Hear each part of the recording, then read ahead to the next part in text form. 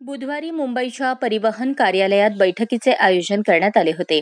यावेळी परिवहन आयुक्त विवेक भीमनराव, सहपरिवहन आयुक्त जितेंद्र पाटील, अतिरिक्त सहआयुक्त कळसकर, कोठावले, पुणे प्रादेशिक परिवहन अधिकारी संजीव भोर यांच्यासह वाहतूक संघटना संयुक्त महासंघाचे प्रदेशाध्यक्ष रियाज सय्यद यांची प्रमुख उपस्थिती होती। यावेळी बोलताना बेकायदेशीर पासिंग, विलंब शुल्क अंमलबजावणी तात्काळ मागे घ्यावी, अन्यथा तीव्र आंदोलन करू असा इशारा रियाज सय्यद यांनी दिला। आज दिनांक 29/5/2024 रोजी माननीय परिवहन आयुक्त साहेबांची आज मीटिंग बोलवण्यात आली होती सर्व संघटनांची।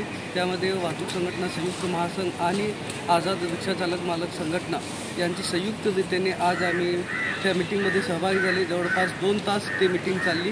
त्या मीटिंगचा मूळ उद्देश एकच होता की जे 50 रुपये विलंब आकार शासनाने हे केलेले जी आर पास केलेला आहे त्याबद्दल आपण कायदेशीर काय बाबीवर विचार करण्यात येईल आणि त्याचा तोडगा कसा काढण्यात येईल आणि जे गरीब रिक्षा चालक आहे त्यांची समस्या कसा सोडवण्यात येईल या विषयावर गंभीर विषयावर चर्चा करण्यात आली। जवळपास 2 तास चर्चा झाल्यानंतर आम्हाला असं कळालं की माननीय आयुक्त साहेबांचे हातात कोणताही अधिकार नसल्यामुळे ते या कायद्याविरोधात काही करण्यात योग्य नाही। त्यामुळे आम्ही याची दखल घेत आम्ही याची धाव घेऊन माननीय मुख्यमंत्री साहेब आणि माननीय उपमुख्यमंत्री साहेब यांनाही निवेदन दिलेले आहे आणि यांचे सचिवालयात आमचे निवेदन पोहोचलेले आहे। तरी मी सर्व चालकांना एकच सांगू इच्छितो की जवळपास जर हे कायदा रद्द नाही झाला तर आपण पूर्ण महाराष्ट्रात एक मोठा आंदोलन छेडू आणि हे कायदा रद्द करूनच दम घेऊ। या प्रकारे